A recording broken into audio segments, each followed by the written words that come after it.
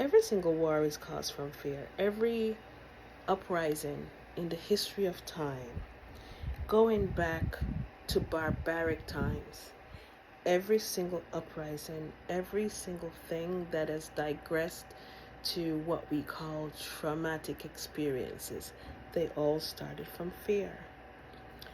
And if you told me this 10 years ago, I would shove you off because my experience started out Christian.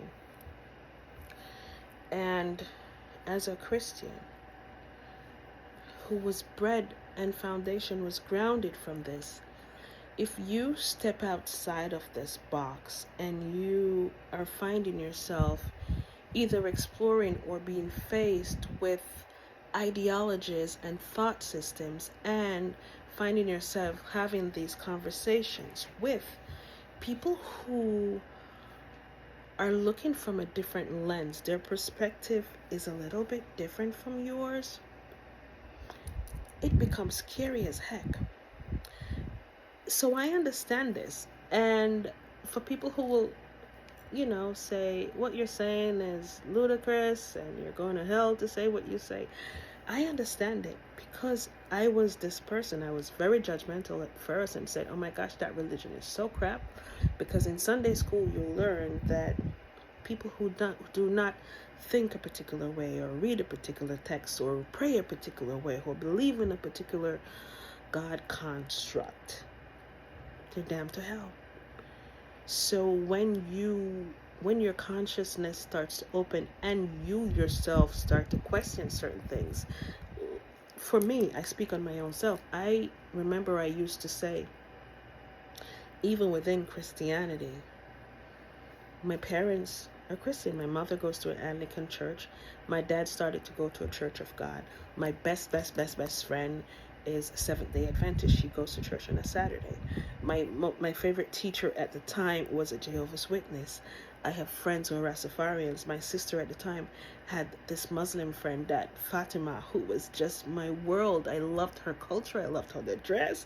I loved their jewelry. And then when I moved to England, then I got exposed to these other religions. I was like, oh my gosh, Buddhism and Islam, and I was exposed to these religions because you're going now to college and you have friends who are from these religions and you get to start to explore them.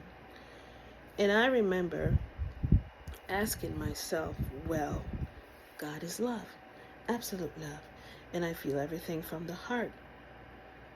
So I don't see myself as better than these other people. These are people that I love. They're my families, they're my friends, they're my colleagues. However, from their geographical location, they cannot understand where I'm coming from with my stories. So maybe I should start to listen. So I started to listen. From every story, every religion, the one thing that I took was the universal love. Love thyself, love thy brother as thy keeper.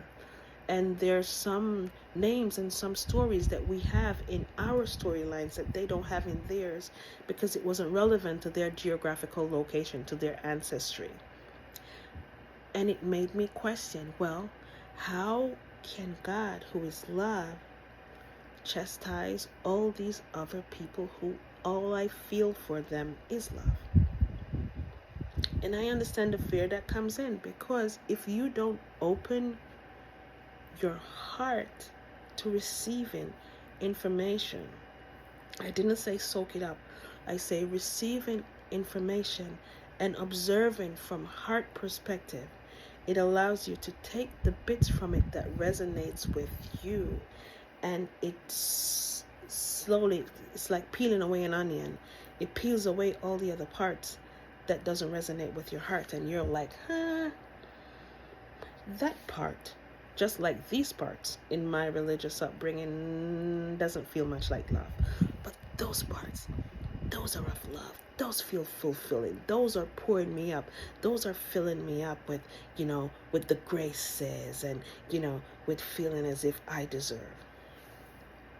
So that's kind of the progress I went through. And I remember saying, I understand why people will be fearful, because if you've been brought up to believe that this is white, From your perspective, where you see it, it is white.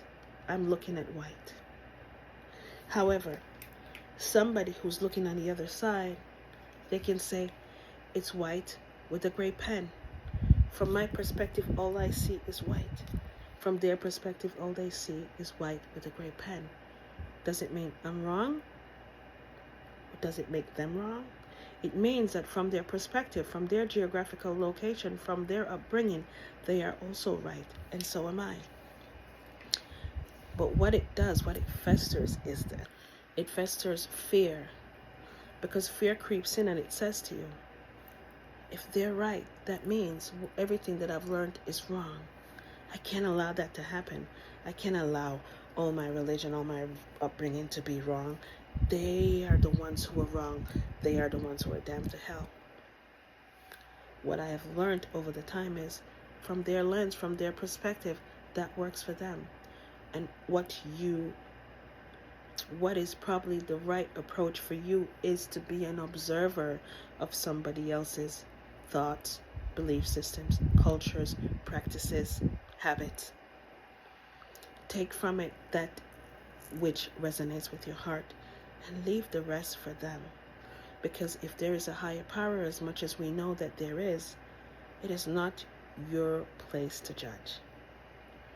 So I understand the fear.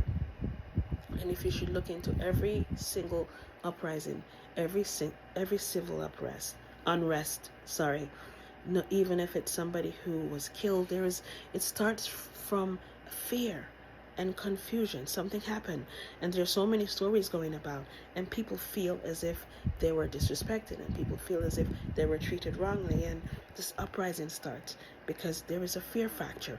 If you did that to that person, imagine what you would do to me, and now I cannot have my children on the road because you do this to this one person, and the fear festers. And when fear festers, this is where we have the cancers that grows in our communities. It spreads like wildfire. And it will never stop until we can breathe everyone else's breath and understand that we are a reflection of every other person that we will ever meet, despite where they come from, despite what they believe. And maybe it would be a rather boring world if everybody believed the same thing.